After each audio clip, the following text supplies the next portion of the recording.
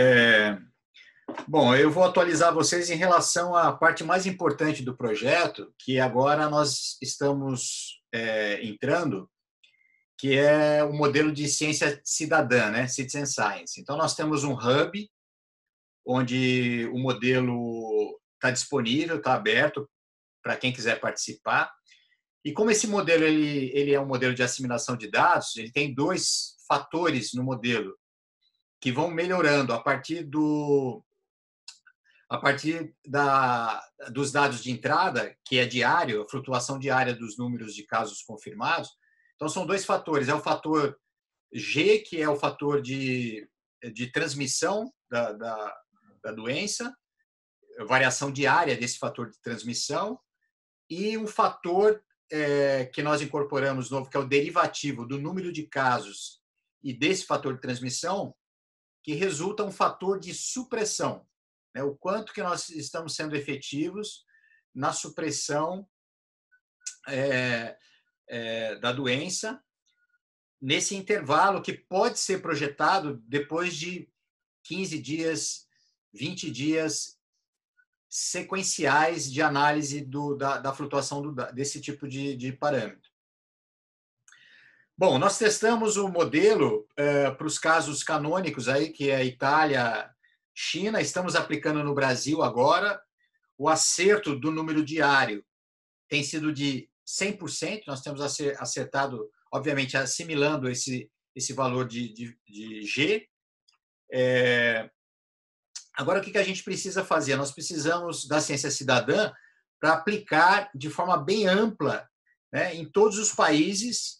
Então, são pessoas que estão entrando e estão aplicando o modelo, corrigindo isso diariamente, para que a gente consiga definir qual é a faixa de variação confiável, tanto do G como da supressão.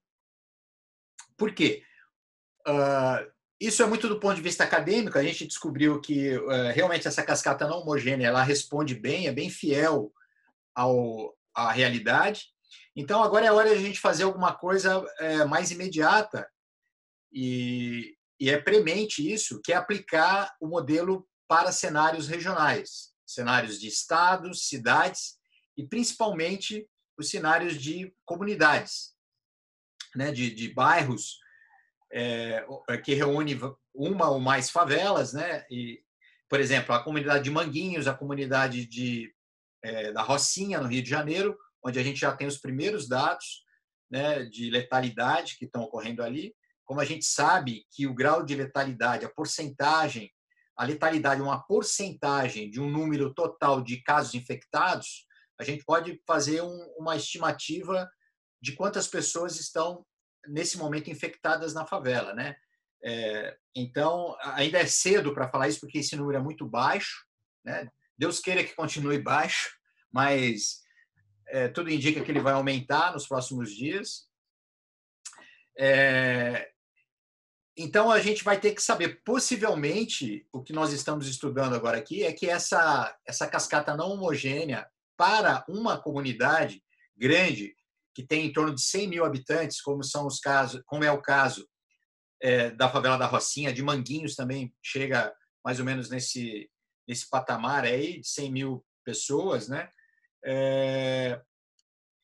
É uma questão mais complicada, e a gente tem notado, através de trabalho de campo, com colegas do Rio que têm colaborado com isso, e aqui em São José nós temos observado o mesmo fenômeno nas favelas que a gente tem acesso, é que, por exemplo, existe um contingente novo nesses quadros, que são os adolescentes. Os adolescentes estão se aglomerando, ainda continuam se aglomerando bastante, principalmente em locais onde existem quadras de prática de esportes, então eles estão jogando futebol, continuam se reunindo como se tivesse a situação normal, né? Então, dentro daquela cadeia homogênea, talvez um agente a ser considerado a mais seja o de adolescentes, né? Isso porque nessa fase da transmissão comunitária, o nosso modelo se adequa bem. Para quem assistiu a primeira descrição do modelo, na primeira entrevista, aquele 70% o agente que tem 70% do total e que tem uma taxa de transmissão pequena, menor, cabe hoje, na fase de transmissão comunitária, as pessoas que estão isoladas, estão confinadas, né? Então, aqueles outros agentes que transmitem mais, mas são em menor quantidade, né? São essas novas categorias que estão emergindo dentro dessa fase de isolamento. Por exemplo, a comunidade de adolescentes, né? Isso a gente tem notado isso também aqui em São José dos Campos, que nós temos a equipe de amigos que fazem essa trajetória pela cidade para tentar encontrar onde estão esses nichos, né? Sem intervenção, apenas do ponto de vista científico, a gente quer saber onde é que estão esses nichos. Apenas esses de observação, né? Exatamente. Então, existem muitos nichos de adolescentes, né? Aí que na faixa de 16 até 20, um pouquinho mais de 20 anos, né? A gente já são adultos, mas ainda numa fase de transição, adolescentes para fase de transição adulta, que ainda se reúnem bastante em lugares, em pontos da cidade, postos de gasolina, onde tem uma padaria. Esses são pontos que deveriam ser focados, né? E é o que vai entrar no modelo. A gente está tentando entender um pouco melhor qual é a taxa de pessoas que se reúnem ali e uma probabilidade de eles estarem, então, trabalhando na direção de serem agentes de transmissão. Legal. Bom, com essas novas, digamos, informações, né, os resultados ficam mais difíceis de serem atingidos, principalmente se você for fazer um exemplo pontual, como vocês estão buscando aí, no caso específico de uma favela, né? As condições de vida da população, vai ter uma série de variáveis que podem interferir nisso. Mas, de forma geral, observando aí números gerais do país, como é que o modelo está se comportando? Não, o modelo para países ele funciona com uma margem de erro muito pequena. Ele consegue prever diariamente o número de novos casos com 95% de acerto para qualquer país. Qualquer pessoa pode entrar lá e rodar um modelo, escolher um país, por exemplo, esse é o objetivo da ciência cidadã, e calibrar esse G. Se a pessoa fizer isso durante 15 dias seguidos, o que vai acontecer? A gente tem um modelo de segunda ordem que sai que você consegue projetar o fator G e o fator de supressão e tirar daí uma informação de quando vai acontecer o platô e quando vai haver a supressão total ou quase total da epidemia. Que são, na verdade, endemias, porque estão localizadas, né? Então, cada lugar, cada local desse pode ser monitorado. Então, para a China, por exemplo, nós já concluímos o modelo e projetamos um quadro total de 30 semanas, né? Então, a China já está descendo nessa evolução, então o quadro já está quase completo. 30 semanas Brasil, seria desde o começo, tudo? Desde o começo até o final, exatamente, passando pelo platô e descendo, né? A China, esse quadro todo, 30 semanas, com um erro de 15%. Mas daqui 10 dias, nós vamos conseguir fazer essa projeção para o caso brasileiro. Então, aí nós teremos uma ideia, daqui 10 dias nós já vamos ter um quadro confiável para projetar, digamos, quando poderia começar o final do isolamento no país. É claro, de uma forma muito acadêmica, né? Baseado no modelo de cascata não homogênea, que é mais realista do que os modelos homogêneos.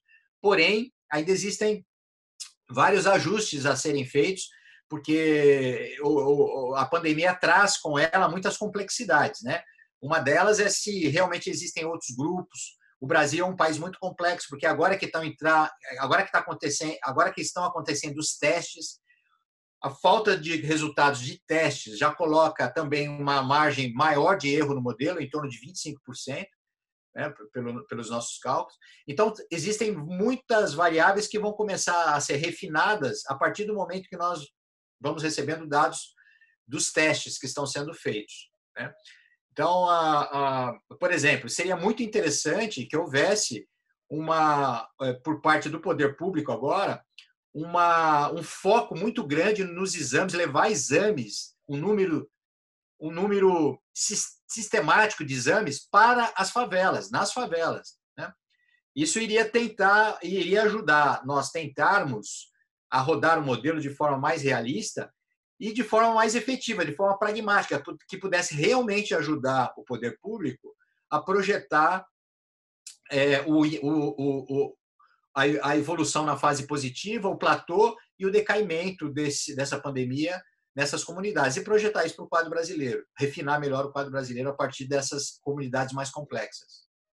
O modelo já dá algum indicativo, Reinaldo, de quando é que pode acontecer esse platô no Brasil? Sim, nós temos até agora, né? Nós temos dois quadros, né? Um quadro bem mais otimista e um pessimista. O otimista é meados de junho, né? A gente teria ali começaria a poder estudar uma política de passar de um isolamento horizontal para um isolamento que se chama vertical, selecionando grupos para serem liberados do isolamento a partir ali da primeira semana de junho, segunda semana de junho, né? Com um erro aí de 15%. E o pior dos quadros, né? Setembro, meio de setembro. Porém, isso ainda é um pouco acadêmico e não dá para a gente falar isso com tanta precisão devido à falta dos resultados provenientes dos testes, né? Então, isso vai ser refinado, está sendo refinado dia a dia. Então, essa é a página, o home, né, do projeto, que está em inglês aí, né? É uma iniciativa de pesquisa interdisciplinar chamada Fluidos Sociais, porque o nosso foco é em ciência de dados, física computacional e computação aplicada para redes sociais, né? Então, qualquer projeto em qualquer lugar do Brasil ou do mundo que queira ancorar as suas pesquisas aqui também, é por isso que é um hub, né? Um hub voltado para essa área. E aqui o nosso contato, né? As informações para o nosso contato. Dentro daqui da página, no final, você pode acompanhar a previsão do modelo para todos os dias, né? Então, para hoje, por exemplo, se você clicar aqui, a gente cai na página onde nós temos a previsão para hoje. O número de casos previsto pelo modelo hoje varia de 2.050 até 8.370. Então, baseado nessa faixa que nós vamos escolher o G, que vai ser o G0 de amanhã, né? E com isso nós vamos entendendo como esse G varia ao longo do tempo e também calculando esse fator de supressão. Esse fator de supressão positivo significa que a gente está eficaz, esse fator de supressão negativo significa que tem que manter de qualquer forma e melhorar ainda o isolamento horizontal. Esse fator S, ele varia de -0,5 a 0,5. Então, quanto mais negativo, pior a supressão, quanto mais positivo, melhor a supressão, de acordo com o modelo, né? Esse modelo é baseado, então, no derivativo, nas diferenças, como vai variando o número de casos de infecção dia a dia, né? E no fator de transmissão, que é derivado desses números medidos pelo modelo. Aqui embaixo a gente mostra como que está. O Brasil subiu, já deixou o Canadá e a Austrália bem para trás. A Austrália já começa a mostrar que a supressão dele está funcionando muito bem, né? A gente vê na curva azul aqui caindo. Do Canadá começou a aumentar, mas teve uma queda aqui substancial nesses dias. E o Brasil, quando parecia que funcionou aqui, isso aqui provavelmente devido ao número de testes, né? Já estava previsto no nosso modelo que ia ter esse aumento aqui, devido aos testes que começaram a ser feitos e a confirmar o aumento esperado para o número de casos diário de pessoas infectadas. Na última entrevista, você estava falou inicialmente sobre a questão da estatística, né? Apontar a necessidade das pessoas usarem os chamados EPIs, a máscara, a luva e tudo mais, que não era uma indicação médica até aquele momento. Até aquele momento, as pessoas diziam que máscara só deveria usar quem estivesse com sintomas. E agora, o próprio Ministério da Saúde já recomenda que, se for sair às ruas, que saia com máscara. E lá naquela nossa primeira entrevista, você já tinha dito que a estatística apontava para a necessidade de uso de máscara. Por quê, Reinaldo? Bom, a questão da máscara é uma questão muito delicada, né? Porque a máscara, no início, ela foi negligenciada pela comunidade médica por razões um pouco óbvias, né? Porque a falta da... Tem dois problemas na máscara, né? O primeiro é a falta de máscara, né? Para todas as pessoas, né? A carência desse instrumento. E a segunda é que o uso da máscara, né? A máscara não é simplesmente você colocar a máscara no rosto, né? Tem todo um critério de uso, quando usar, como colocar, quando tirar, como trocar de máscara. Se você vai usar a mesma máscara, que tipo de tratamento você tem que dar na máscara lá quando você chegar na tua casa. Enfim, tem uma série de questões que a classe média, para não entrar nessa discussão que é complexa quando você faz isso pela mídia, né? Eles colocaram a máscara, eles negligenciaram o uso dessa máscara, diminuíram, digamos, a importância da máscara. Mas depois nós vimos, a gente já vinha falando isso desde o início, que os casos na Ásia, dos países asiáticos, principalmente China, Coreia do Sul, Japão, vieram a mostrar que o uso da máscara, por ser um hábito já nessas comunidades, né, nesses países, foi uma da possível causa, né, dessa subida do platô ser muito mais leve do que nos países que não usavam máscara, né? Então ficou essa questão foi depois discutida de forma mais profunda, foi analisada de forma mais profunda pelos cientistas e ficou realmente consolidada que ela foi um dos fatores.